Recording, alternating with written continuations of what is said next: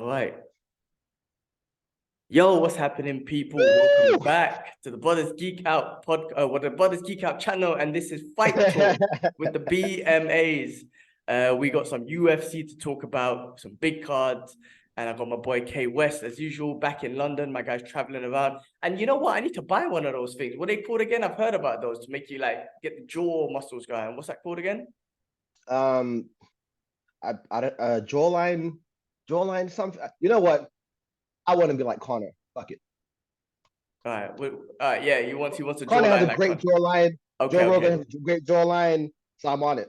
All right, exactly. It's what for people who's just listening, you can't see. It's one of those things that you put in your mouth and you chew on, and it just defines your jaw and whatnot. Gives you a good symmetrical, sharp jawline if you want all of that stuff. If you want a modeling career and all that shit. But yeah, bro, how was Mexico, man? How was trip? How was mom's birthday? How was all of that? Thank you. It was incredible. All we like I always said to everybody, I've been well fed, I've been well watered, I've been supremely overly melanated, which is what I needed. Um, Man, it was paradise. The only thing I would say about it is it's commerce central. You're being sold to as soon as you get there, from timeshare to getting a massage on the beach, coconuts, mangoes. Like, this is outside of the resort, but I mean, even inside of the resort, it's pretty much the same thing. But that's just the way it goes, isn't it? Like, people are gonna make a buck.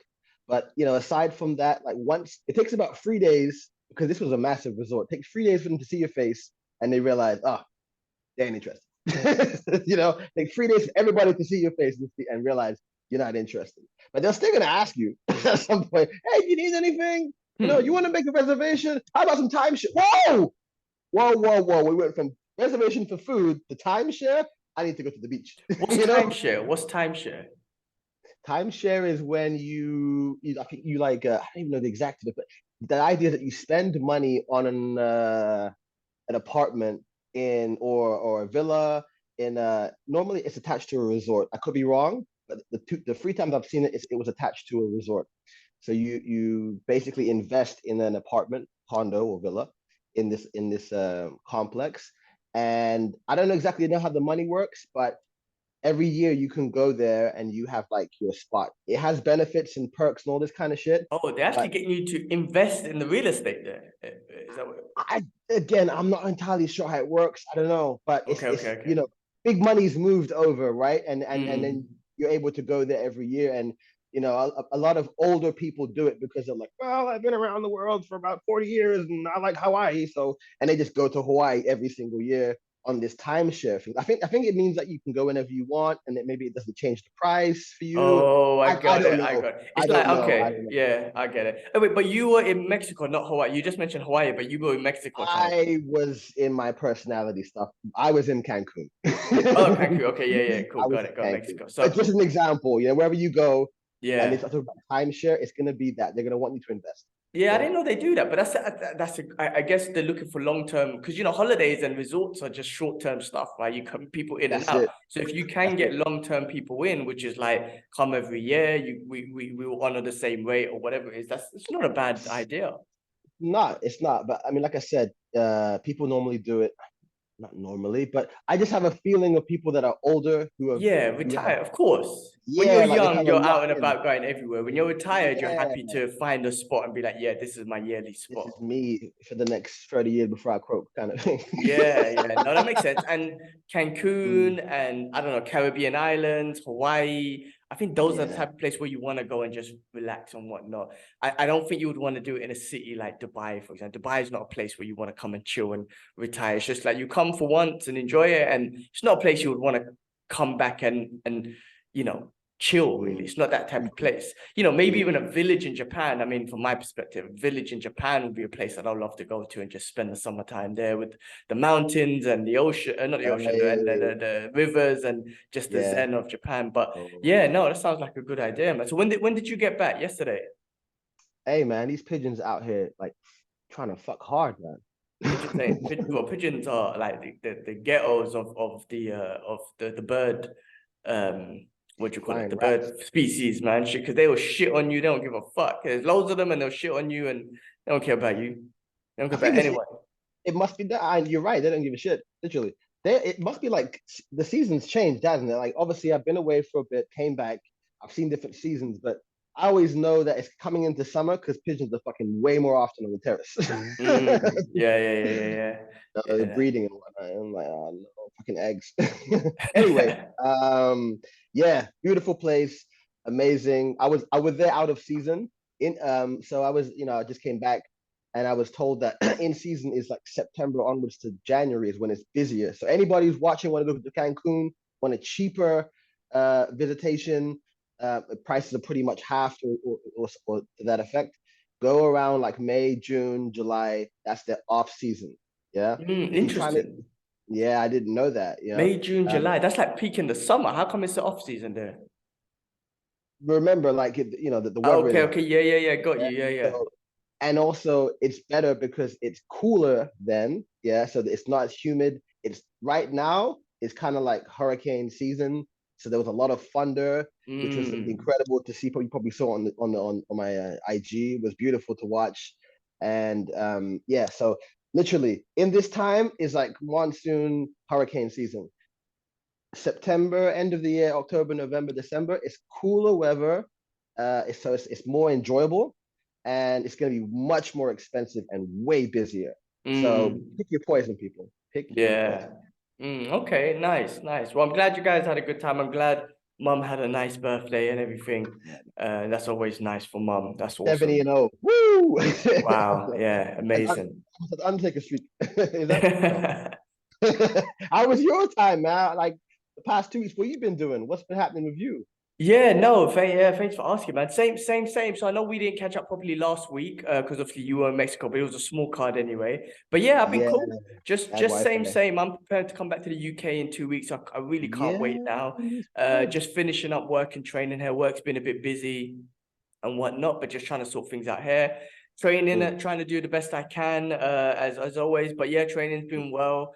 This week I'm gonna well. So last week on jiu-jitsu, as it happens, I got a little bit of a little strain. I was rolling with this guy. Basically, he goes, how much do you weigh? And I was like 58. And I was like, how much do you weigh? He goes, probably double. And I was like, fuck's sakes. But the thing is, he was cool. He was cool. He didn't try to like completely use his weight. He did try to go technical, but at one point he exploded, and Oh. I braced to get my balance, and I just on my shoulder I just heard, and I was like, oh fuck, please no. But no, you know what? Actually, it wasn't as bad as it sounded, but there is a little strain here. And then on Wednesday we done so I done jiu-jitsu on Monday. Tuesday we done MMA. No, Wednesday I done jiu-jitsu and Yeah. wrestling. Sorry, I done wrestling. And then my Oh. knee, the one I tore Oh, my Jesus. ACL, we didn't wrestle. The thing is, we didn't spar, sorry, but we were doing a lot of drilling, right? That's what I like about it. But when I came Mm. home, I was like, why is my knee hurting? Like where I tore my MCL. And maybe because we were just shooting, and maybe there was a little twist somewhere. However, I still think all the strengthening I'm doing is what's protecting me from the worst injuries. And then Ligaments. Thursday, Yeah. we done MMA, and there was a bit of grappling at the end. And again, it just kind of tweaked the knee and the shoulder, which was already kind of hurting during the week. But what I'm saying is, like, first of all, I think the exercises I'm doing saved the joints, which why it wasn't bad. It's just a little bit. And I was just like, you know what, G, be smart. Just do this week, just do boxing. You're in fully control of your body. So it's not grappling. So you're not relying on someone else's, the way they're gonna train. So this week I'm Yeah. just gonna go in and do boxing, be in control. I'll do MMA because that's mostly striking as well, mostly. But I'll stay away from wrestling and jiu-jitsu just for this week, just to let it heal. I just want to be smart with it, you know what I mean? Like, cool, I feel it, just do something else, do boxing. At least with boxing, even though it's my shoulder, I can control the movement. I could not Yeah. throw hard. In fact, I Yeah. might not just throw the left hand, you know what I mean? So Yeah. with, Yeah. with Yeah. grappling, as we know, someone else Yeah. is also in control of what's happening. But no, I had Yeah. some good sessions. The thing is, though, even though I had some good sessions, man. There's this white belt that that was sparring with. It's the third, fourth time I spar with. Bigger guy, obviously loves to go hard. I don't know. He's really tries to win. Yeah, he's tapped me once or twice, but I managed to just, how do I pull it off? After a couple of times, I'm like, I've managed to kind of see his game and just basically tap him out. I've been able to control it. I just see, you know what it is? It's like, okay, I see your explosions and you're trying to take me down, trying to get position, but there's always little gaps. And as soon as I see the gap, twist, boom, I end up on top. Come on. Twist, boom, ability. And so many times. So I'm like, all right, you know what? Your power is not, it's working. It's making me work. However, your power, I can see through your power now because there's so many gaps in the technique. But yes, when he, you know, he tries to really, like I say, put on the power to choke me out and whatnot. And most of the times, like, well, the technique's not on. I've got a bit of air. Let me just relax. And he's really He tried to get me like a bulldog choke, but then it was like he had the arm around the neck, and then I don't know. He tried to brace his hips and really go for it. I could hear him go, and I was just like, I'm cool actually. So I was just like, just relax, just let him burn. And as soon as he realized it wasn't gonna go on, I'm talking about after a minute and a half, because he really wanted it. He tried to change, and I'm like, I just kind of like, I just kind of, I don't know, just scrambled, grabbed the neck, guillotine, and I'm like, well, this is on, man. Now you're done. So just kind of like, you know, as well as as long as I've been doing jiu-jitsu and I've been talking about it for the longest time, I'm still learning on just relax, G, just relax. It's cool to tap. You're in training, it's cool to tap if you need to, but just relax with it. Let people explode and try and find their things. And then also I'm going in with a killer instinct as well. Like, well, cool. If nothing's dangerous right now, you go for it. So I've been going for it and shit like that. But that results in, like I say, me going in back and forth and hard battles with people bigger than me. And that's when I get caution. That's when the injuries come. So it's just still trying to find the I haven't found anyone where I could flow well with, because that's what I really want to find. At least one partner where I could like take a rest break around and say, hey, can we flow well so I can learn technique? That's better, man. But no, it was good. Same with wrestling. It was really good, just drilling and technique and whatnot. You know, like I say, I've always in jiu-jitsu and grappling is always a tough one because everyone's bigger than me and they use their power and strength. But what I've realized is, or what I'm still learning is, like, if I could just relax and not panic, as soon as they make a technical fault or they gas out, boom, you got them. You're on top now. You're on top. And considering how small I am, because they've gassed out, my top pressure is just so much for them. So yeah, it's been still fun, but this week I'm gonna take the week off just to get make sure my shoulder doesn't get any worse. Put it that way. You know, what you just said basically sounds like the difference between a purple belt and a white belt. I guess so, man. I guess so. It's experience, man. Straight up experience. 100%. But yeah, that's exactly what it is. That's really crazy that people out here trying to like strangle a motherfucker. Like, like man, really go for it. This guy was going for it. Like, he thought he had it, so he just went for it. He's putting his hips into it and everything. And I'm just like, I could see you going for it, but I can breathe here, so I'm okay. I'm just gonna relax. But yeah, those sort of things, I'm like, I'm glad. Well, the thing is, I'm like, I'm glad it's not a joint. If it's a joint, take it easy. Because I remember in Singapore once, this massive dude. This guy was massive. I'm talking about at least 90 kgs plus.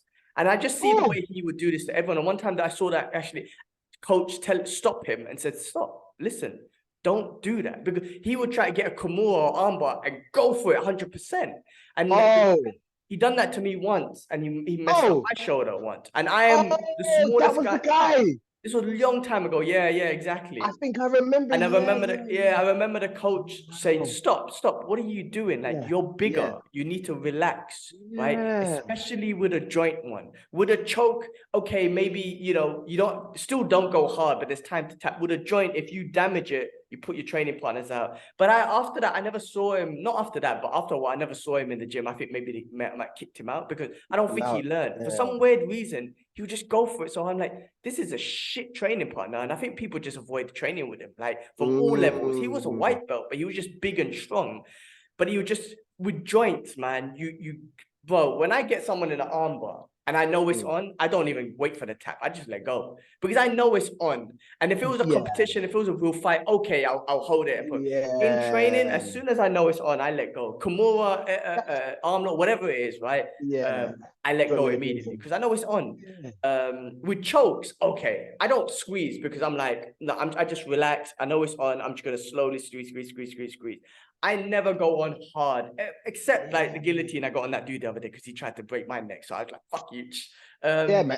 A neck for a neck, motherfucker. That's it. But this is, you know, I was listening to it was Henad Gracie who was talking about this, and he was talking about one of his black belts, older guy, much older, like older senior sort of black belt, you know, and it's not like he's been a black belt for years, but he's just a senior individual who's a black belt. And he came to him and he tried to give his black belt back to him. And he goes, I don't deserve this. And he's like, why? What happened? He goes, I just rode with a blue belt and he really put me under pressure. And he's a blue belt, I'm a black belt, and he really put me under pressure. I don't deserve this. I got smashed. And then Hannah Gracie was like, this is why you do deserve it, because you're an older senior person going up against a young athletic blue belt and you was able to hold your ground. That's why you do deserve this black belt, right? If you didn't deserve, if you were nobody, if you had no training, of course he would kill you. But the fact is you went up against a young, athletic, strong individual who has jiu-jitsu skills, and you was able to control him. He was able to kind of resist his attacks towards you. So that's why you deserve a black belt. If you didn't have a black belt, he would have killed you. So that's why you have to understand, like, yes, size, yes, athleticism, age, that stuff does eventually matter. Not against like the best in the world, but you know what I'm trying to say, like from an average person. So for me, sparring with these big white belts, it is good training. I'm trying to be in control to say, guys, like, let's not go too crazy because your weight can hurt me. But it is great to know that, all right, well, I had to pull it on this dude and I was able to tap him still. Some other young kids who are competitors as well, so they go a bit hard as well. I'm able to, they give me a good run because of their weight, honestly. But outside of that, I'm able to catch a little choke and basic stuff. So it's still fun, you know, and I still come out of there with confidence now rather than just, you know, getting smashed and feel less confident, you know what I mean? So my confidence building a little bit more. And also I'm like, you know, practicing on my relaxing and my breathing. I'm trying to do a lot of nose breathing. So it's like, don't even breathe through your mouth, just breathe through your nose and just relax. You could just kind of control my breathing. So yeah, man, that's been my trend. The thing is, this is what I love about martial arts and whatnot, because yes, it's mental, yes, it's emotional, but I'm still learning. Like, I can never sit here and say to you, oh, bro, I'm smashing everyone. It's like, no, man, I'm getting smashed, but I'm learning little things here and there. I'm having good sessions. I'm having bad sessions, but I keep showing up and it's fun. So yeah, man. Yeah. So that's an enjoyable part of wrestling and jiu-jitsu and stuff. Question for you, right? Well, two questions. How old was this guy that you were training with? One. And two. We'll go with one first. Well, these kids, when I say they're kids, but we're talking about between the ages of, like, some of them are between like 15 to about early 20s. Some of them, like, they're like, how old do you think I am? And I'm like, I guess in you're about early 20s. Like, brother, I'm 15. I'm like, man, you look like you're 50. But there's some big dudes, bro, like that massive, and you know, the facial hairs all over the place. They just look mature.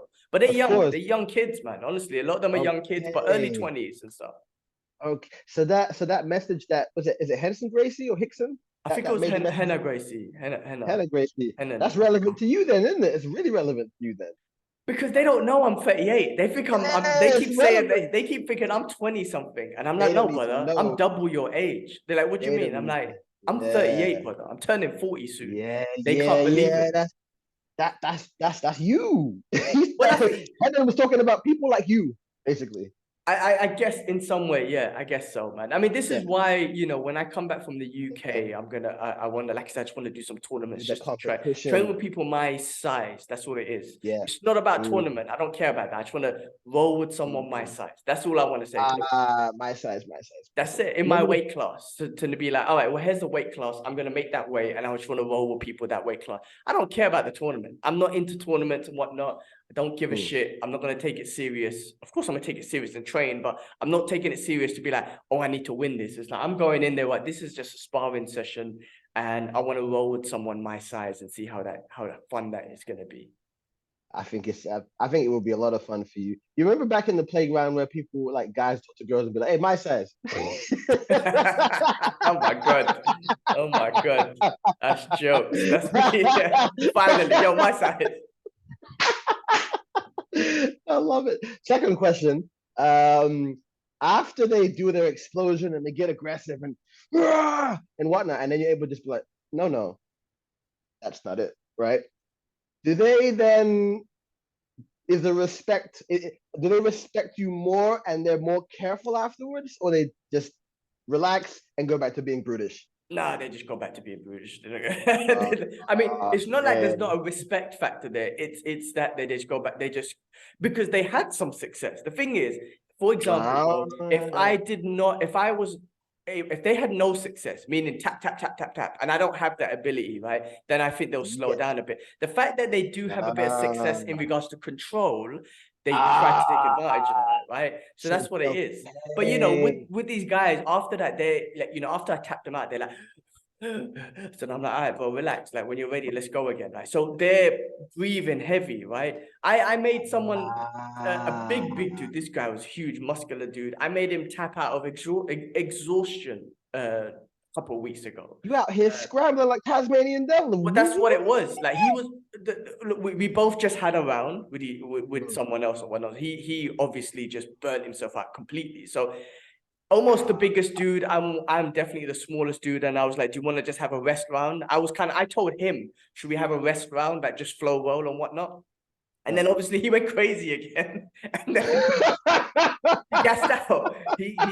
No, but he did almost mess up my neck, right? And I was like, and I had to tap on the first one, right? Because I was like, if I try to explode out, this is gonna hurt. So I'm like, just tap, right? But then we went again, and he was so gassed, he couldn't take it no more. And then he gassed him, like he tapped out of exhaustion. And I was like, well, this was supposed to be a flow round, but that's why I picked you, the biggest guy against the smallest guy, just to flow with each other, and you can use your technique, and I just flow around as well. But he went so crazy, he gassed himself out, and I was like, well, like if like when I tapped, I could have scrambled, I could have tweaked my neck and just scrambled, but I was like, nah, it's not what tweak my neck. Just take the tap, right? But if it was like a real life situation, I'm sure, like, yes, I would have fucking scrambled and tried to get my neck out of there. But he was so exhausted. I was like, well, now I could do whatever I want. Like, this is very easy. So that's also you know, again, still working on it. You know, as I'm still insecure about my belt, but I'm still giving these guys a good run for their money. And I like the coaches there, man. I have to say, like, I don't feel any kind of judgment. They're like, brother, let's train. That's it. That's all they care about. Let me know what you need help with, and no judgment, just train. And I like it, man. I like that vibe, you know. I don't feel like I have an expectation of you being a purple belt. It's like, do what you're doing. And what I'm doing, honestly, is I'm defending myself against these young, athletic, strong, heavier people with jiu-jitsu skill sets, whether they're white belt or not. When you know how to control your hips a little bit, when you know a couple moves, you're a dangerous person, right? You are dangerous because you know some stuff. So I'm actually defending myself against a whole bunch of dangerous people in that regard. So I wish I was bigger. Don't get me wrong. It would be nice, but I don't want to hear that, man. I remember, I remember when around the time I had met you in Kings, and there was this girl who was a purple belt, very unassuming, you know, very like timid looking girl. I can't remember what her name was, like short hair and like a little squirrel monkey. Yeah. She would just zip in and say hi and da. She'd go down and she would tap these big dudes, man. And I was like, wow. I remember watching her one time, and you know, I think one time she didn't have her belt, so she had a white belt on, and all these guys would come and be like, oh yeah, this girl, and they'll get chopped out instantly because she was just like a spider monkey, you know. And I wasn't fully into the transitional nitty gritty of BJJ at this time. I was watching my MMA. This is around the time when Anderson Silva was God, right? And and I knew the basic stuff. I played the video game and stuff. But after watching her do what she did with these big Neanderthals that would walk in like, you know, these white belts that would come in and you know, even purple belts and blue belts, so she would tap them out like easy. I'm thinking the technique that you must have, you know, over the power. And that's when I began to really zone in on what are these guys doing on a micro you know, inch movement and you know, like you said, the hips and all these little things we take for granted or casual fans don't see. What are they doing? And then when you get it, you're like, fuck, the mechanics of the body, man. you know? Crazy. And everyone's an individual. Like even Everyone's individual. that's what I was meaning. Like, because there's different levels of purple belts. There's some so Yes, skillful that yes. size doesn't really matter. Like they can really destroy big dudes and whatnot. Of course, if there Mm, was a big dude and he was a high level black belt, there'll be a thing. But just talking about small guys, different. big guys, they can just deal with them regardless. So there's levels to that. I'm not on that level, but Absolutely. I'm on a purple belt level. Where, pull it this way, bro. Like, and I don't want this to happen. But if I was, God forbid, I get into a street fight with a big muscular Jimbo, whatever, right? My guy's a tough guy in his head. I definitely feel confident that I could possibly take you to the ground and fuck you up. Kick him in the dick? Kick him in the Okay. dick and throw him down and then tap him out. You know what I mean? But if it was the same big muscular guy who does jiu-jitsu, I know it'll be a bit harder. But in general, when I'm on the street and you don't know any jiu-jitsu and you're just pure power, man, I'm not saying it will be piss easy, but it will be so much easier because you just don't know what to do, right? Not even a hip escape or anything. So I could easily grab an arm, grab a neck, choke you out. But yes, if you're a big, massive dude and you've learned the basics of jiu-jitsu, yes, it makes things so much difficult. It does, because you have an understanding. But just a general person, oh my God, it's easy, bro. When I do go up against someone new, be it in wrestling or something, and they just use pure power, and I can see that it's just pure power, I'm like, okay, you got me here because I'm small, but now I got your back. Now I've got your neck. It's so easy, like you could feel it. I don't know how to explain it, but you could just feel it. So having that big size and strength and whatnot, without any sort of technical ability, you use it, you feel like I'm in control because this guy's small, boom, 50 kgs for him around. Next thing, you're gassed out and he's got your neck. And I'm like, holy shit. And that's what I experienced when you go up against someone brand new.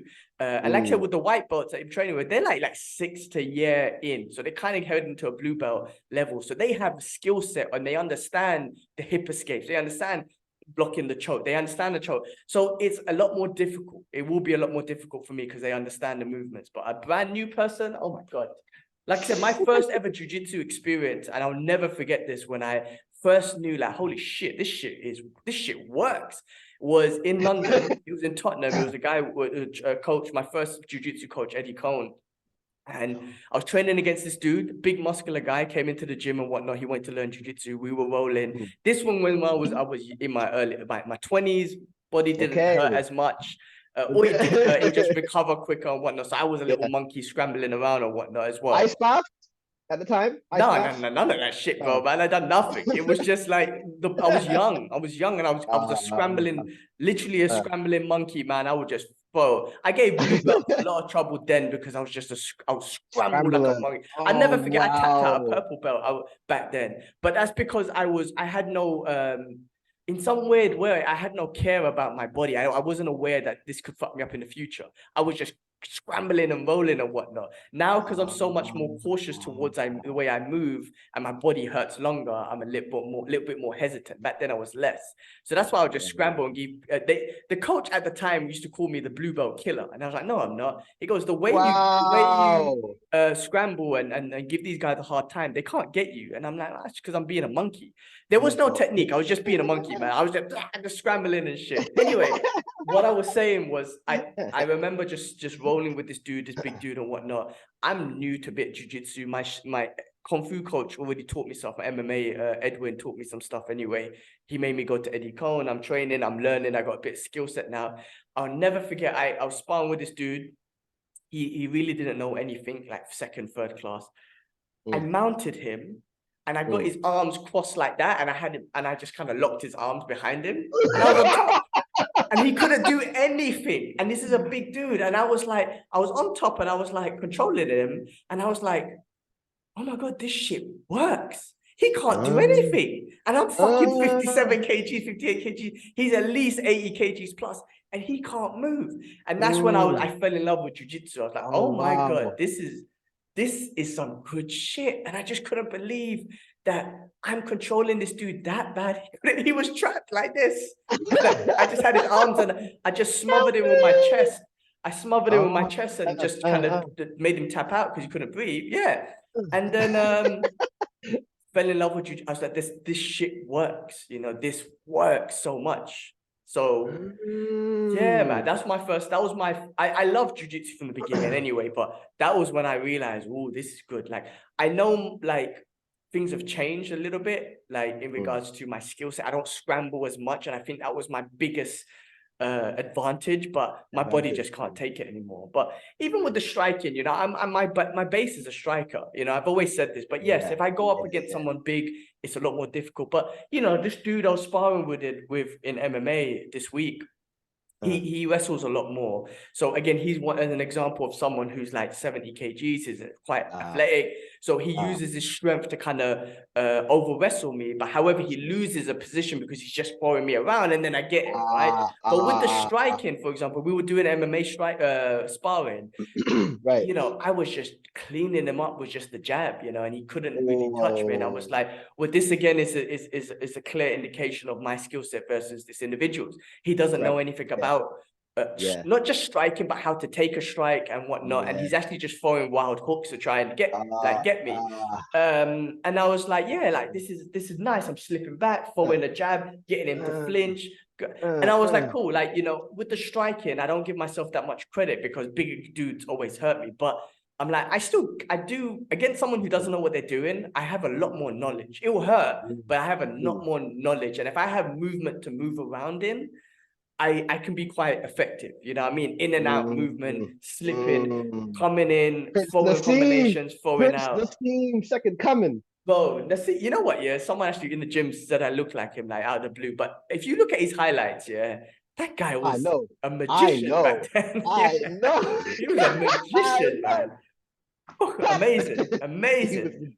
he was But ridiculous. yeah, I felt Question for great you. about my striking though that day because I was like, oh, this is nice. Like I feel it's been a while since I was able to piece someone up with someone bigger than me up with my Yeah. striking. So it felt great. What's the question? What's up, bro?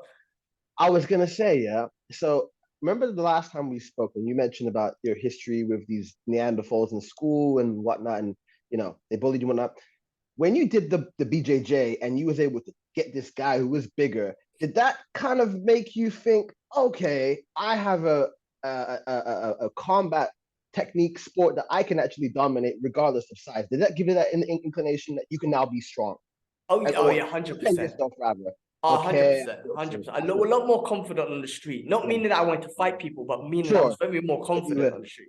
Yeah. And when those right. people that used to pick on me and whatnot, we both didn't know shit. They were just bigger and they were more Yeah, intimidating yeah, and they had yeah, yeah. attitude, right? It's not just Sure. that they were bigger as well in size, they They had were a an bit attitude. You know how intimidating. the streets are, Yeah. people put on an Yeah, yeah. attitude. And that put Sure. to presence too. So now when I Sure. think about them dudes, I'm like, well, first of all of you are a bunch, you know, nobody's watching it, but I doubt they're watching this. But I look at them now, their Instagrams and whatnot. I think about them, and I'm like, you're a bunch of unathletic individuals, right?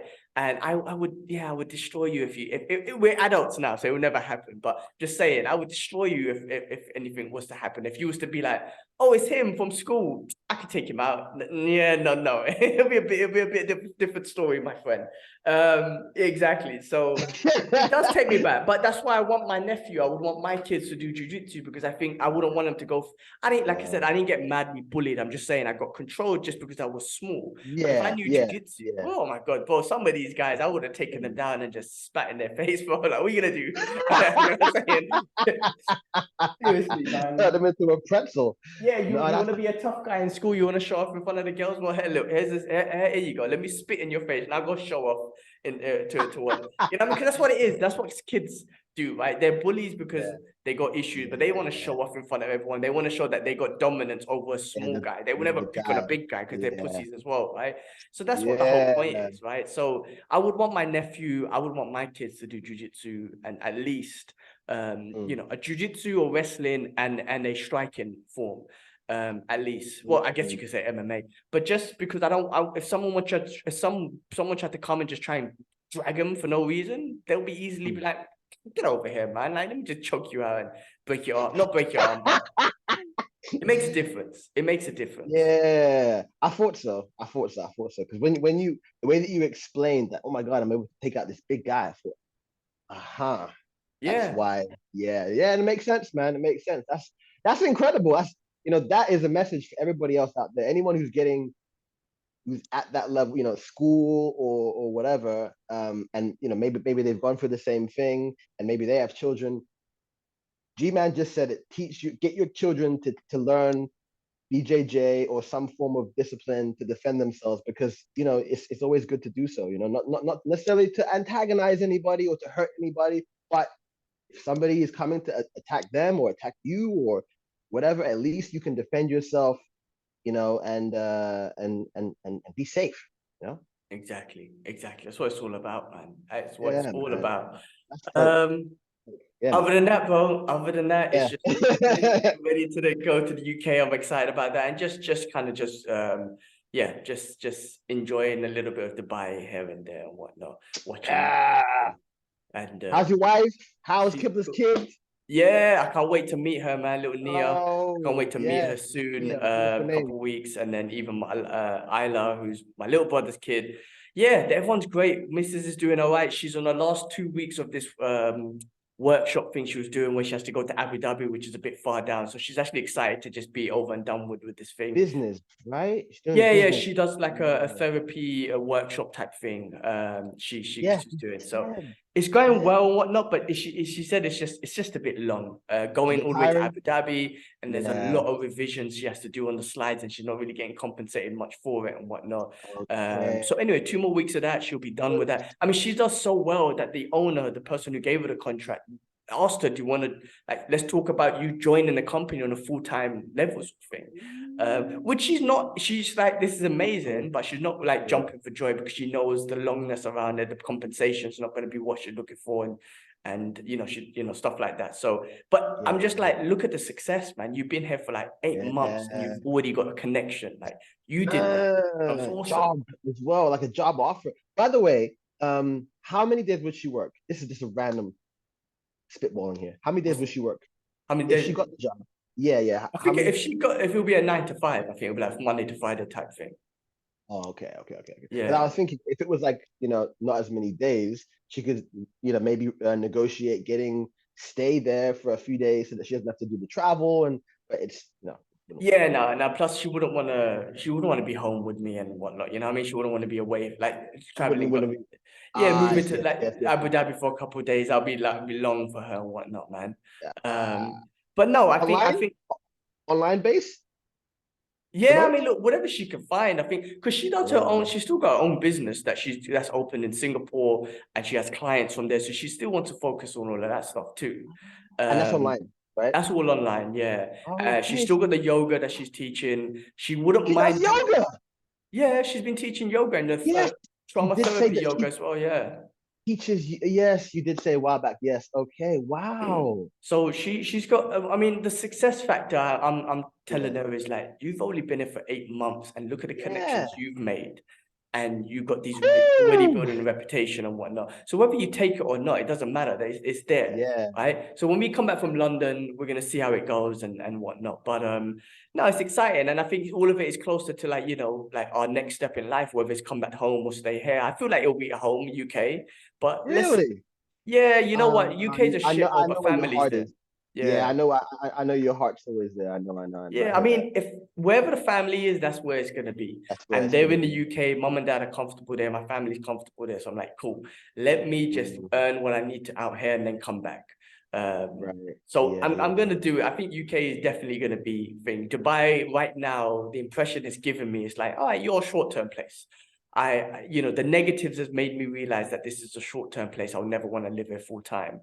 But if something changes, you never know. It could change my mind. But right now, I don't think Dubai is not a place. I was talking to a friend of mine who was in town, and he's actually thinking of moving here as well, just for a little bit as well. But we were talking about like Dubai is just a place where you don't really come here to like find yourself or anything. It's a place you come and earn money and leave and enjoy a bit of the life and leave. And depending on what age you are, if you've got family, you can enjoy the time with the family, or if you're young and single, you can enjoy that life. But it's not a place where you find yourself as a human. Like, you went to Thailand, that's a place where you find yourself. Bali and those sort of, even the villages of Japan or something, or South America, whatever. Dubai, no, it's not that. It's definitely not. It's a hustler's place. You come here, you make the money, you enjoy the glamour, and then you either stay because you like that shit or you go. I'm not into that stuff. Like, I'm not Sure. into the glamour life. I'm not into Mountain you know, man, brother. I'm a mountain brother. Yeah, I don't care about flashy stuff. You know, flashy clothes and look at me, it's Friday night and I'm out. Not my, it's just not my thing. You know, I'm trying to say, like, you know, so I'm not into that. Dubai, that's what Dubai is all about. So I'm like, cool, this is not a full-time place, but I'm gonna take advantage of the money. I'm gonna take advantage of, you know, the training. I like my training. I'm gonna take advantage of, like, I'm getting closer to religion because it is a Muslim state. I But was gonna mention, I was gonna mention that, like, that's a big positive that you got out of it. You would have never gotten in London, maybe not. it's true. Yeah, maybe, yeah, exactly. I definitely did. I mean, look, it's all hypocritical, right? They freaking allowed to serve alcohol, prostitution is a fucking big thing here. All the haram is allowed, right? It's hypocritical. However, because it is a Muslim country, it has what do you call it? It has got me closer in general because obviously I'm just focusing on that. So yeah, no, it's been great from that perspective. But a couple years, man, we'll see how it goes. Couple years, you know, even like, you know, even though, like, you know, Cancun, Mexico is very, I'd say, Americanized now, and it's built up, and it, you know, when you look, where I was, it, you know, I met this kid who was there, and his parents bought like a timeshare, like in the 70s or 80s or something, and that's all. And he said, "Oh my God, like when I used to come here as a kid, it was never this built up, and now it is," and so on. Anyway, aside from all of that stuff, I noticed that there's a very strong spiritual element because of the history that's there. I didn't get to see any of it because I stayed in the resort, but I read about these things, and I met another guy who's also a fellow masseuse, and he was telling me about all these, like, this place called the cenotes, which is like a meteorite went and smashed like thousands of years ago, and it created these underground tunnels and caves and whatnot, and it's really beautiful in there. And he was saying that they all connect. You know, it's like an underground, like an under.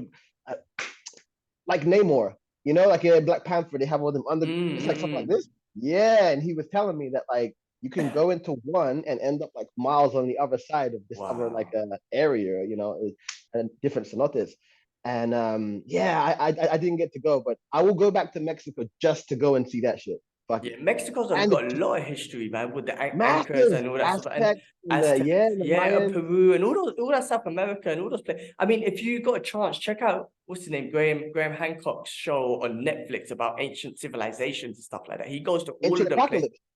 That's the one, yeah. So okay, the same so good. guy.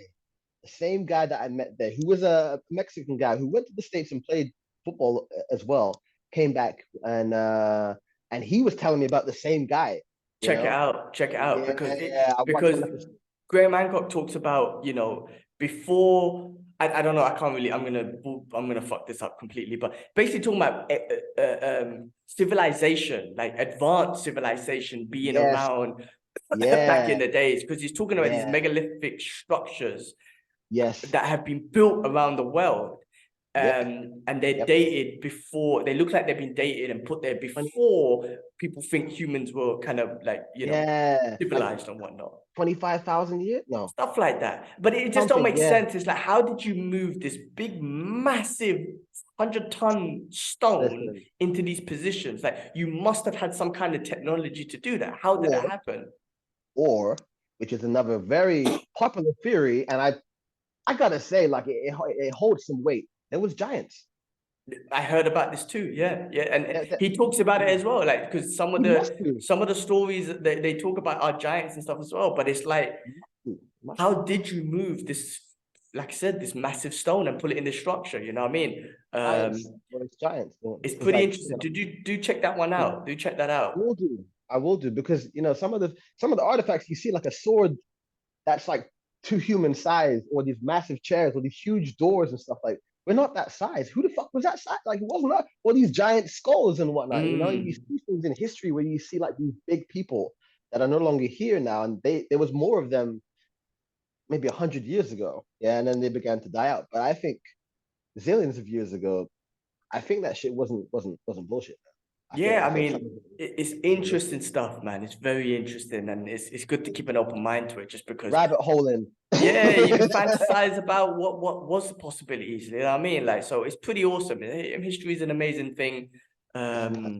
But You gotta yeah, find your man. own because they will hide that shit, and they have been hiding that shit. You know. I mean, they hide shit all the time, man. But one thing they can't hide is the UFC, bro. Shit, Yeah, yeah. let's get Look into at that. some Look at that. fights. Look at that. We had UFC 280, 289. 289, bloody hell, man. Yeah. 289. Amanda Nunes versus Irene Aldana. Bro, Yes. let's start off with the fights, man. So we've gone into it deep. But these fights, Top, bro, man. top I down. mean, Top down. let's Top do down. top down, man. We have Top to do down. Let's do top down. top The down first. Please. Top down. Yeah, greatest man. female fighter of all time, Amanda Nunes, again dominated and then retired on top. Absolutely beautiful, man. It was a beautiful moment. Unexpected. She, completely like what she does is shut down her opponents. I know Julia Pena was a different. She was different. She put up the fight, which why I think she won the first fight, obviously. Yeah. Then Amanda redeemed herself and beat her in the second one, which again shows the championship mindset and level that Amanda is. And then in this fight, she absolutely shut Irene down. Like she didn't do nothing really. I mean, threw a couple of strikes here and there, but shut her down and completely dominated. And then retired in a beautiful way, man. And she was saying the same thing, like Khabib kind of reminded me of him, where he's like, she was saying, my mother's been telling me for a long time to retire. Now I've done everything. Let's give other people a chance. I'm moving on. And it was quite beautiful. It was a lovely scene to see, man. It was sad to see her go, but then maybe it makes things interesting to those divisions and some of these girls can get an opportunity to win and become a champion now. Yeah. No, definitely. Era Hawani, he leaked it a couple of days ago, and I thought to myself, let's see if this is true. I know like Ariel is probably one of the best journalists in MMA, but he did say that it was leaked from somewhere, and then Amanda obviously did retire, did win on top, and she did say that she's been hiding from the media all week because people knew stuff. Did you hear about that? No, I didn't hear about that. No. It was So that's a it was in a shame that conference. Ariel would leak it if she wanted to just have her moment. I mean, that's why Dana hates him in the first place anyway. But I mean, the full story. But if she wanted to have a moment, because she did say she was hiding it and whatnot. But if she was hiding it and she wanted to have her moment, then Ariel shouldn't. I mean, I don't know, but he shouldn't have leaked it if that was the case. I didn't watch the whole video. I just saw him say that, because of her family, she has to go and bring her whole family to camp or something like it's very disruptive, isn't it? And that was the main thing that he highlighted on. And then she mentioned all this other stuff, injury with her foot and whatnot. So yeah, man, it makes sense for her to just relax, and enjoy what reap what she sowed and enjoy that shit, live family life. Definitely. And she's got a lot of money now. She's double champ. She goes down in history as one of the best fighters. I think she said she just tied Anderson Silva in regards to title defenses, I believe. She said that in the post-fight. She goes, do check the stats and whatnot. But she goes down in history as one of the best female fighters of all time. And you know what? You can never question it because she beat the Ronda Rousey. She beat the Cyborgs. Shevchenko. Bro, she goes down as the best. And beautiful career. Amazing that she made the decision to go down on top. Not many people do that. George St. Pierre, Khabib, like these are rare people who did that, and she goes up there as one of them. And I think the reason what makes her story even a little bit more better is that she lost against Junior Pena, came back, beat her, had another fight, smashed that person, showed that, hey, listen, I'm still on top, and then left. You know what I mean? Like, it's actually, her story is actually really freaking awesome. Like, she goes down as one of the best. Definitely. And she also said if Pena was the opponent, she would have not retired. Oh, really? That's interesting. What she said. She's like, I'm not going to give it to her because she doesn't deserve it or something. I don't want to misquote her, but something of this kind. Like, I wouldn't have retired if it was her. Damn. Okay, so she didn't want to like kind of have the history book saying that it was against her last fight. Like she doesn't want Pena to be in the mix of her retire, I guess. Yeah. Something Okay. Like that. Okay, interesting. But listen, great fight. I mean, it sounds like what they'll do for the vacant title. I mean, Julia Pena versus Raquel. What's her name? Pennington. I mean, I feel like that's the fight to make because she was a backup to this fight, Pennington. And Julia Pena was supposed to fight in this fight. So it just makes sense that those two will fight for the vacant belt for that. So, and then you got the 145, which is that 140? She's also got the 145, which Holly Holmes or someone. I mean, Oh I can't give you the names yeah. off the top of my head, but you know. Me neither. What's her name? Is Megan Anderson? She retired, didn't she? Megan Anderson, that Don't know tall if she, Aussie girl. I don't know if she retired or whatnot. No. Okay, because she was in 145, so Yeah, options there. yeah. Options there. I think that's what it is. I mean, look. I mean, I think with the females, the straw weight's exciting. Bantamweight's exciting. Wait, 125, 135 is exciting, right? Yes. Um, Yes. Big So time. bantamweight and strawweight is exciting. I think flyweight is like, there's only a couple of handful of fighters. And Amanda Nunes just smashed whoever and took the belt up there and left it. You know what I mean? She's done with it. So amazing, man. That's a wicked career, man. You got to think about male, female, it doesn't matter. Like just one of the best MMA careers out there. He is the queen of Brazil. That's it. That's it, man. Well, So that for you. talk Incredible about human being, man. Brazil. And like, yeah, like her punches, man, a fucking rock. Just before we move on, like, remember someone said that being hit by her felt like being hit by a dude. I think Like, it was that powerful.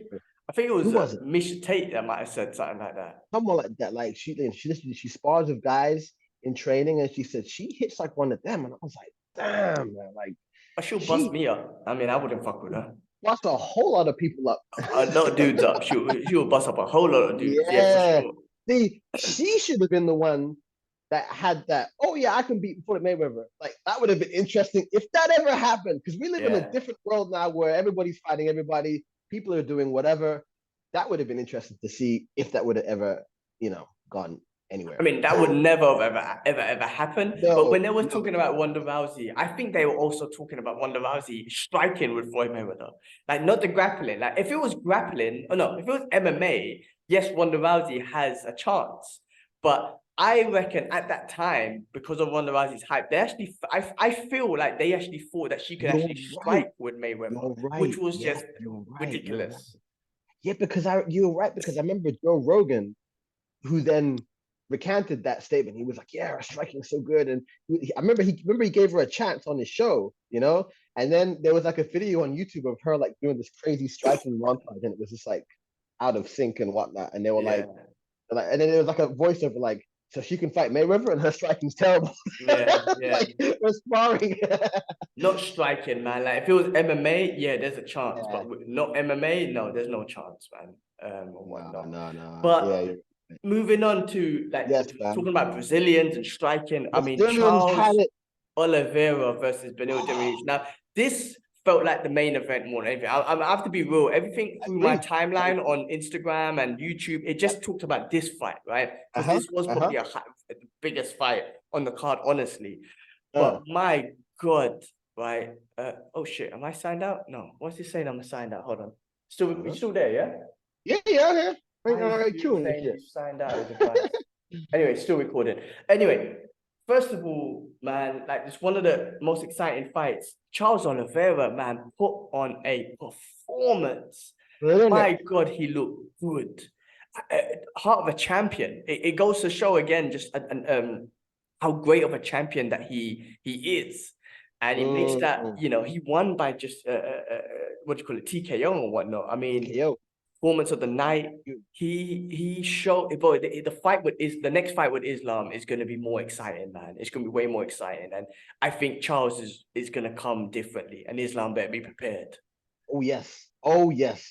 He did everything right, man. Like his striking looks better. His head movement looks better as well. Like that was always the thing. Yeah, okay. His offense has always been good, but his defense has always been a bit shoddy. And of course, he likes to get in close, so you're gonna get hit. That's just post and part of the style.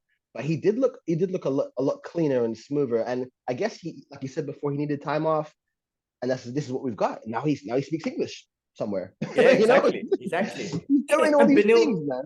And Beneil Dariush was up for the title. I mean, he deserved the title shot too. He was no slouch. That's what I'm trying to say. Like you could actually say Beneil Dariush was the #1 contender. So the fact that he beat him like that, it was just like goes to show how great the level Charles is. I mean, Beneil Dariush obviously a beast. I heard he retired too. Is that true? Did you hear that? Didn't catch that. No, I I mean, mean, I I didn't see it wouldn't. on the post-fight meeting or whatnot. I didn't see the conference yet, so I don't know. But I read somewhere that he retired as well. I didn't see that. I mean, it would make sense if he did. He's been working around for a long time. He's like 24-4. He's got like a really good record. I can't remember his record, but either way, like, to be 22 to and be 4. to be like the next Tony in a sense, and not get the belt, or not even get a chance to contend for the belt. Like, come on, man. Like, you go somewhere else, and they'll roll out the red carpet for you. Go to Bellator, go to ONE FC. He'd be someone like him, probably be a champion in the year. Yeah, no doubt. No, I mean, I don't even know if he's like done with the UFC. I think I just saw already he's retired. So I mean, I don't think he should leave the UFC or anything. But if he's Uh, done with MMA, maybe it's just look, I'm not going to get my title shot. I lost this one. Let me just call it quits and just go sort some other business out. You know what I mean? I haven't Um, heard anything about that. it could Yeah, I be haven't heard fake anything. news. I read something somewhere saying Amanda Nunes and Beneil Dariush retires, and I was like, oh, okay. So I'm Don't gonna know watch the about post-fight interviews and see if that's true. But it's a shame though, because he brought himself up here. He called his shots. He got the fight. What's next for him? Like, I mean, let's just quash the retirement stuff. Let's just say he's gonna have to go and fight around the mill again, and then might take on some fights that might not be might be too dangerous, Like like, a Justin Gage. Oh no, he's fine, Dustin Poirier. But yeah, someone, those someone guys, like that, and then it's gonna just drop him down. So not I easy feel for fights at him. that division, man. Nah, Like man. to be like, oh, I can rebuild myself up. It's not like, Nah, I'm just gonna quickly kick yeah, this guy's ass and comes like, I'm gonna have the hardest fight ever to come back to this. So it's not easy, yeah, man. That division. no. No, so I feel for him, but man, Do Bronx, I was shouting at the TV, man. I'm glad that he's back, and I'm super excited, like yourself, as well as the world, to see him fight Islam again, and let's get a different fight because He's coming different. He's he's coming gonna come after this different. fight. He's coming Yeah, different. he's And yeah, with Islam, and I know what the perception's gonna look like, right? Because of the fight that Islam had with Volk. And I think Volk, I don't know what's wrong with my phone to go get some water. But with yeah. the fight with Volk, people might just think, oh, Islam's vulnerable and whatnot. No, I think Volk is just No, that good. But yep. I think Islam's gonna come strong if you're gonna go up against Oliveira. So that's gonna be that's gonna be even more exciting than the fight that we had because he's coming strong. So maybe in Abu Dhabi in October they do it again, or I don't know, but that's gonna be a fun one, man. It will be super exciting to see them run it back, and I think like Oliveira, without going too much into it, I think he needs to come with a different approach because he was a bit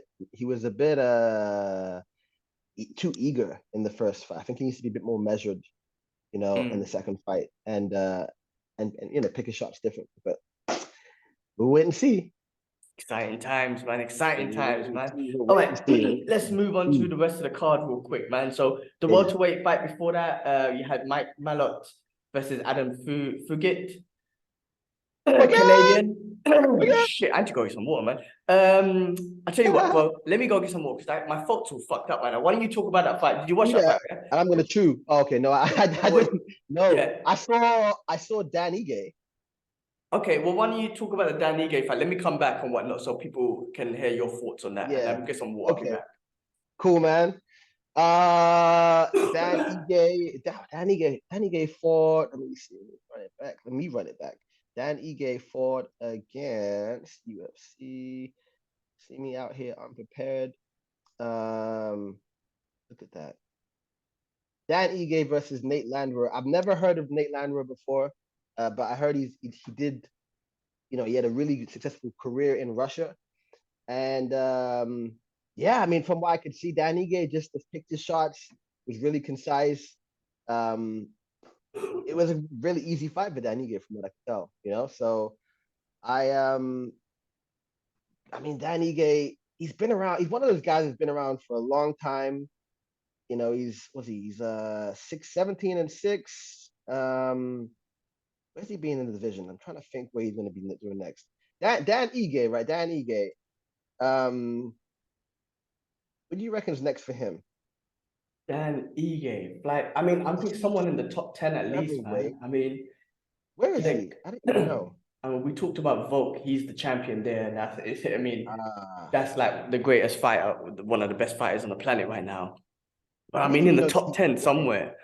Uh, I'm fight a top 10 guy. I mean, that was a great fight. He put in a great performance. And look, Nate, Nate the Train is he's always down to fight and whatnot. But Dan Ige and that left hook, just beautiful, man. Just he was throwing some beautiful like left hook to the body and coming up to the top.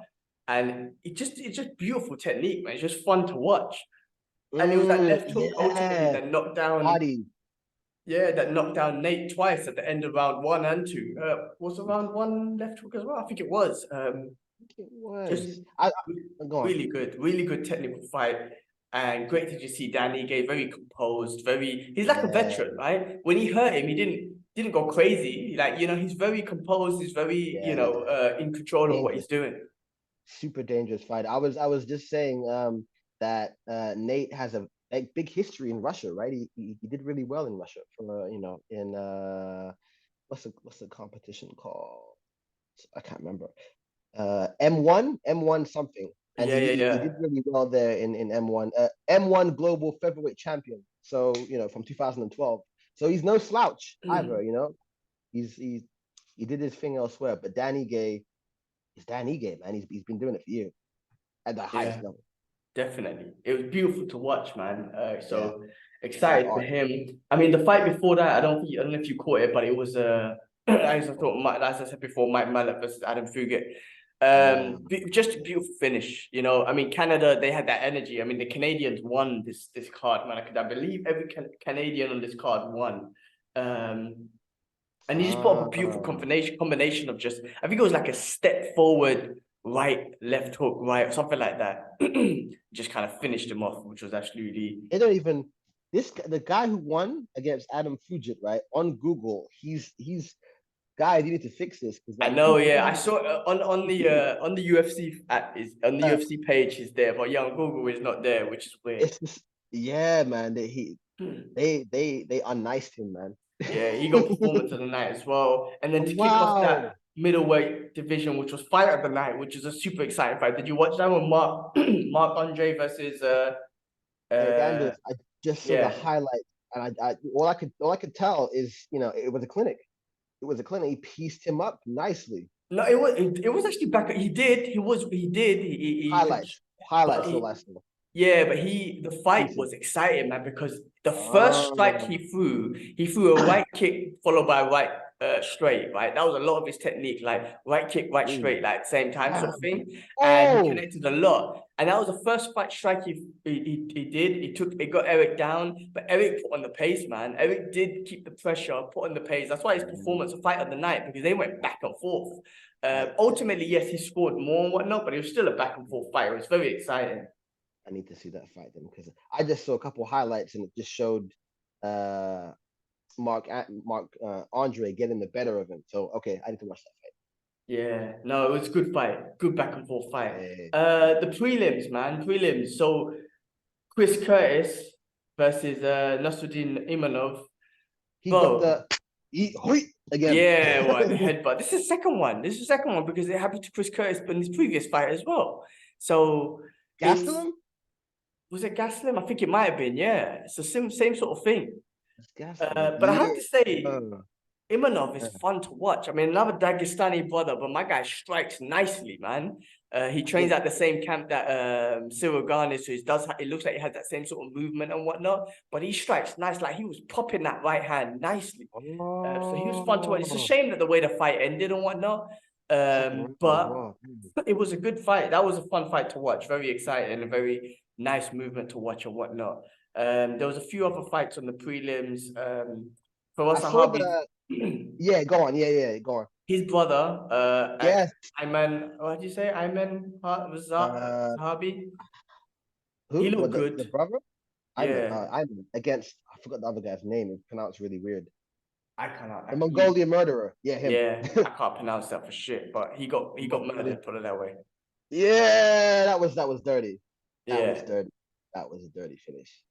He done. I didn't know his Faraz Sahabi's brother fought. I didn't even know he had a brother, to be honest. But anyway, that was Great. had Again, that no was idea. nice combination. I believe it, if I remember, he missed with the right hand and stepped in with the left. I can't remember off the top of my head, but anyway, it was definitely a quick finish.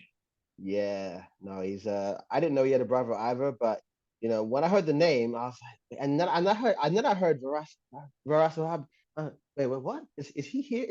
And then someone said something, and then oh yeah, he trains with his brother, and I was like, oh fuck, he's gonna be dangerous, you know. Mm. And that kind of piqued my attention when I heard his name. I was like, oh, so yeah. And apparently he's been looking for fights. He's just been inactive because he hasn't been able to get that many fights or whatnot. So, I mean, it's interesting. It makes things fun, especially the name, you know, and that name's tied to George St. Yeah, Pierre and all that sort of stuff. So that's all of that. Yeah, yeah. And whenever you hear like someone can't get fights, it always makes me wonder, like, how bad is this dude, man? Mm. How bad is he? Like, you know, like what's the name? Zabit, you know, or even Hamzat, or even like Marab, you know, all these people turning away fights because they're bad. Like, you know, shit, man. Scary. Oh man, if you're not willing to fight them, then I mean, I can't talk for shit because I wouldn't want to fight them either. But yeah, I Same. mean, if professional fighters I'll don't talk want to about it. fight them, then that's Yeah, a scary thing, man. that's the scary thing. Yeah. So okay, one to look out for sure. Did you watch the last fight on that one? Kyle Nelson against Blade Builder, Alder. Yes, I I didn't. I saw a bit did. of it. Let me I go saw a bit of back. it. Kyle Nelson won by decision. I didn't watch much of it though. Yeah, he won. I was struggling. Trying to remember this one. Yeah, he got the better of him. I can't remember the exact fight now. I'm trying to remember. I think he got the decision, Yeah, yeah, the decision win. and he was just able to. I can't remember, but I think he was able to control the pace, control the distance, and I think whatnot. I remember seeing that much. Yeah, yeah. Like it made sense. Like for me, there was no robbery, there was no controversy. It was just like, okay, well, the better man won. Simple. Yeah. From what I could see. Yeah, from what I could see. So yeah, the Canadians took the win, man. Every Canadian Yeah, on the card won. So it's a great night for Canada. incredible, man. Did you manage to catch the one FC at all? I didn't know. I know. I didn't catch that one. That, There was some man, grappling and stuff like that. I think there were Mamoto brothers. I can't remember the exact name. One of them fought. It's on yeah, Friday night. They have fights every Fridays, and it's just man, I there's so know. many, too much time and not Yeah, enough time. Put it that way.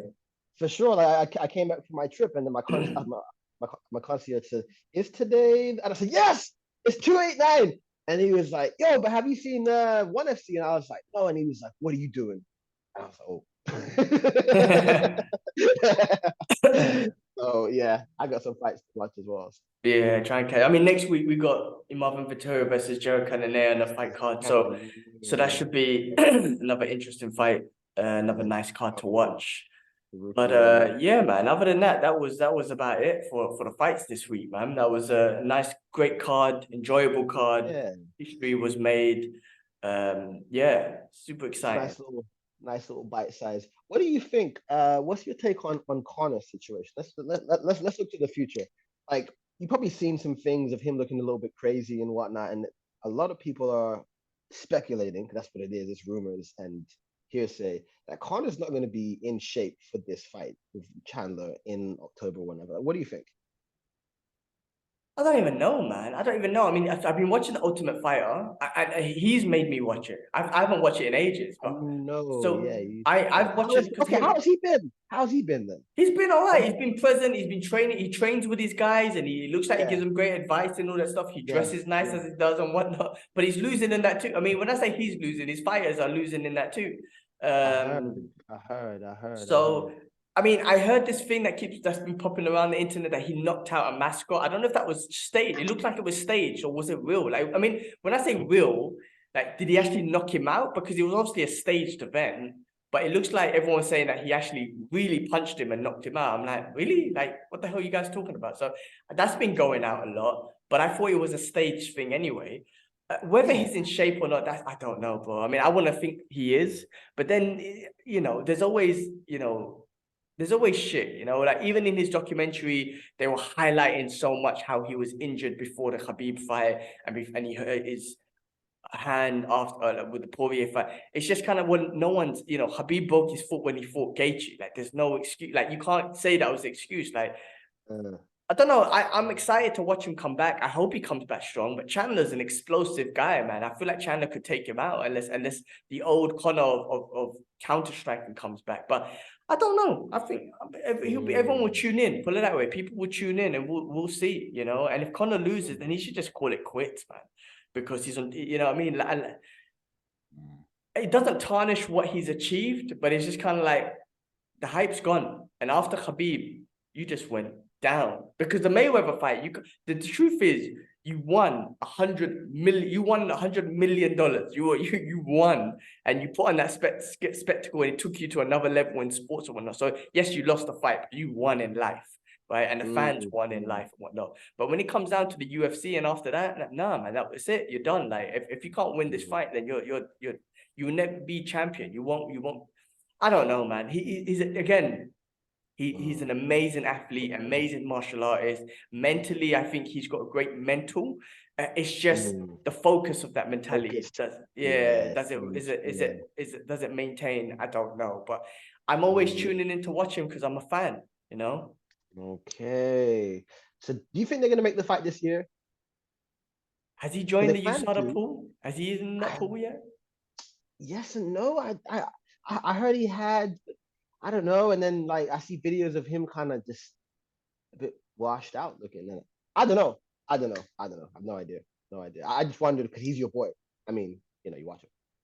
Yeah, I mean, I don't know if he's in the USADA pool. I haven't followed all of that stuff, but I know he was going back and forth with them. And when Dana was asked, he was like, "That's something that USADA need to sort out and whatnot." So he's not getting involved in the conversations. But of course, I want to see him come back and fight, But if he loses, then I'm just gonna be like, well, do the Nate fight again or something. Just do that fun fights and just call it quits. You ain't gonna be champ no more. You can't beat Poirier. I think Gaethje will smoke you out. Islam, I think, will wrestle Charles Oliveira. Fuck that. Like, I don't see it happening for Conor. I really don't. Oh shit! Like, think about it. It was just like, oh shit, oh no, oh motherfucking no, oh no. Think about that one. Like Conor's great, but he had a moment there, and I think a lot of it was mental warfare. I mean, of course, he was an amazing martial artist, amazing counter striker, just very calm and relaxed and precise and precision and all that stuff. All of that was amazing. But I think a lot of him, more than anything, and the best of him, was that mental warfare. And it just didn't work against Khabib, and it didn't work against the second Poirier fight. Poirier was a lot more mature now. You know what I'm saying? Khabib, they're Russian. He don't fuck around with that shit. That don't mean nothing to them. It's like, this is war anyway, so you can say what you want. But Poirier is a lot more of a mature individual. It didn't work the third time he tried it. None of that shit worked. And so that was a big part of his game, and people are way more mature to that stuff. Yeah. Not to mention, the first time that it failed was against Nate.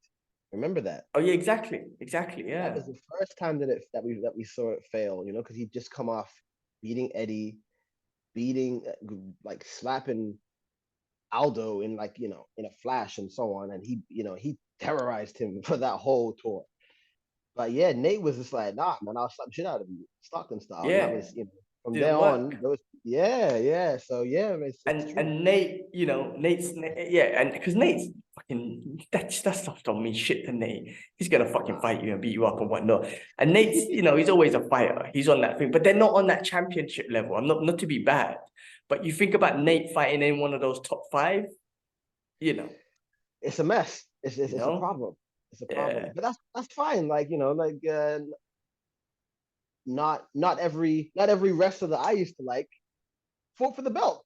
Not every boxer that you might like will fight for the belt or win the belt or whatnot. And they do what they're doing and they enjoy it, and that's the way that they feed their family and they entertain us, and that's it. So I think it doesn't really matter if they get the belt or they're championship fighters or not. Like obviously they plan to do that, and when it doesn't happen, I think it's fine. Nothing wrong with that. Conor goes down in history anyway. Like he's already cemented a legacy. Oh yeah. You know what I mean? I wouldn't say as the greatest fighter of all time, but just for what he's achieved and how he's taken the sport, he goes down. So he's got nothing to, you can't say nothing about his name. He's a part of history. Absolutely. He's an icon. He's an MMA icon, and he's one of the biggest, I guess, trailblazers in that entrepreneurial spirit between MMA and global business, in Proper 12. Like no one else has really done that at that level. I mean, obviously, yeah, in MMA, obviously you've got George Foreman doing his grills. But that's boxing. But yeah, he's an icon for sure. But in regards to fighting and the GOAT, which doesn't mean anything anyway, yeah, he's not there. He's not in that top conversation Not in that to be tier. fair. Yeah, No, yeah. no. I think there's tiers of GOATs, and he's just not that top tier, No. Yeah, exactly. But always fun to watch. And like I said, I'm watching Ultimate Fighter because of him. I haven't seen Ultimate Fighter since God knows when. And I'm watching it because of him, because he's exciting to watch. He's good television. He does, when he is on Ultimate Fighter, he does, the way he talks and communicates with his people is amazing. But yeah, no, we'll wait and see. We shall wait and see, you know what I'm saying? So I'm excited for that. But dangerous, but he's very dangerous and very risky of a fighter, Chandler, Like he puts everything on the line. We love to watch him fight, obviously, but he's quite, he just kind of brushes caution to the wind, And I think like anybody with precise striking like Conor or someone can take him out. Yeah, no doubt. And then how much do you sacrifice? How much do you say, I want to entertain the crowd versus win? Because Chandler's not winning, right? And it's like, man, you got the potential, but because you just want to entertain the crowd, you're losing. Like, how much do you sacrifice? Do you do that for a fun fight like Justin Gaethje and be like, yeah, fuck it, for this one, let's just do it because it's going to be fun? But then do you think after, okay, I'm going to fight Conor now. No need to make it exciting because it's already exciting because it's fucking Conor McGregor. Let me win this. Let me win this and cement a win over someone as electrifying as Conor. Do you know what I mean? Where do you sacrifice and where do you just keep it fun? Because if you go wild and you get knocked out by Conor, you're gonna start losing it a little bit. It's like, oh well, you keep losing. Like really, like what else do you deserve? So I think Chandler's got so much more potential, but he's concentrating on being fun more than anything. So yeah, I mean, I guess that's just his style, but it just doesn't work, man. Like Gaethje was a guy who, me personally, I thought he was just like, I remember people would throw the word punch drunk and this and that, and I always thought he was a wild guy from get go, just like slobber knocker kind of guy, And then I see him begin to like, pinpoint and be precise and get in the pocket and against Tony, against Michael Johnson and so on. And I was like, okay, he's not the guy I thought he was. He's got more to his game than just this reckless abandon, like windmills, I've never seen it with Chandler. So maybe he doesn't have a different style. Not yet. I mean, I haven't followed his full career in Bellator and whatnot, but I think he wanted to come into the UFC. He knew that UFC is the best marketing tool in the world for fighting. So he's like, let me, use this platform to get my name out there. But come on, I think he's got so much more potential, and I feel like, what, Chandler, like, I think you're fun to watch. You've proven that you're a good guy outside the cage as well. I think you'll be a great champion, a great representative of the belt and the sport. Yeah. Just no need to be fun all the time. Be technical. Gaethje's a perfect example of that, and he's shown that he can be way more technical than people perceive him to be, and he's actually one of the best, no doubt about it. So leg kicks, amazing. Trevor Whitman, right? Trevor Whitman. Yeah. Trevor Whitman. In your opinion, before we move on or end things, who would be the best camp for Chandler? Which camp do you reckon he like? If you were his agent, let's say, yeah, and you heard this conversation. Oh my God, these guys talking the truth. I must put him to camp A or B. Where would you put him if you was his agent? I mean, shit. He's training with where's he training with Kamaru? No. I don't even know. Okay. I don't think there's anything bad that where he's training now. I think it's just him. I think he's literally there's nothing wrong with his camp. I think he just wants to be exciting. I think it's more him saying to himself, let me win this one rather than just be exciting and risk the loss. That's what it is, I think, man. So I don't think there's nothing wrong with his camp. He can keep doing what he's doing. He's got the skill set. He's got the heart. He's got everything. He just wants to go out there and put on a show. And that's what I think is holding him back. See, I was thinking like if he goes to a Rafael Cordero, the coach who coaches people Beneil, like Dariush and whatnot, like Kevin Gastelum and yeah, them guys. I think so. Is he Yeah, he's like, the Brazilian coach. yeah, he took Mike Tyson on the path as well. He trained with Mike Tyson when he's up to Okay, yeah. I feel like someone like him, or even for us, like someone to bring out different potential in him. Yeah, I mean, I think wherever he goes, he'll definitely learn and whatnot. But I don't think it's his corner. I think it's just him, really. He wants to just be entertaining, and Oh man, I feel like he needs a touch of like SBG or someone, someone to just hone him in, and then let him change his, let him be more patient, because like you said, potential wise, yeah, he has a lot of it. But if he's out here just being a bull, well, like there's other ways to fight, man. yeah. Safer way. I think it comes down to him, man. I really do think it comes down to him, and he needs to tell himself that. Yeah. It's time to win. Let's not just win. And he can do it. I want to win.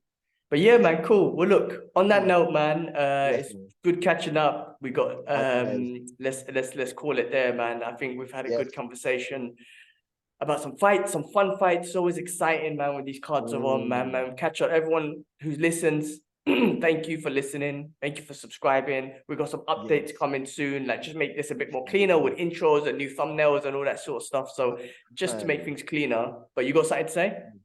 Yeah, I was gonna ask. You didn't respond probably because you thought I was gonna give you some spoilers or some shit. Have you seen Across the Spider-Verse? No spoilers. I haven't seen it. It's not coming out here for 2 weeks. I thought so. Because I asked you said nothing. I thought this guy. When did you ask me? A couple of days ago on Instagram. Okay, I have not seen it because it doesn't come out here till 2 weeks. Flash comes out next week. I'm watching that finally. I've seen spoilers for fuck's sake. Spider-Verse, I've seen spoilers for fuck's sake, but I'm in Dubai. It's gonna take late. Anyway, so don't say nothing. I'm not even entertaining anyone's conversation. I mean, in fact, I'm absolutely upset, but it is what it is. I live here now. So okay, I'll watch it in 2 weeks. So yeah, you'll know what I've seen. Fuck it. You'll know what I've seen. But yeah, outside of that, man. Well, thanks everyone for watching, liking, subscribing, listening, all that other good shit. And we'll catch you on next week's episode. We out. Peace.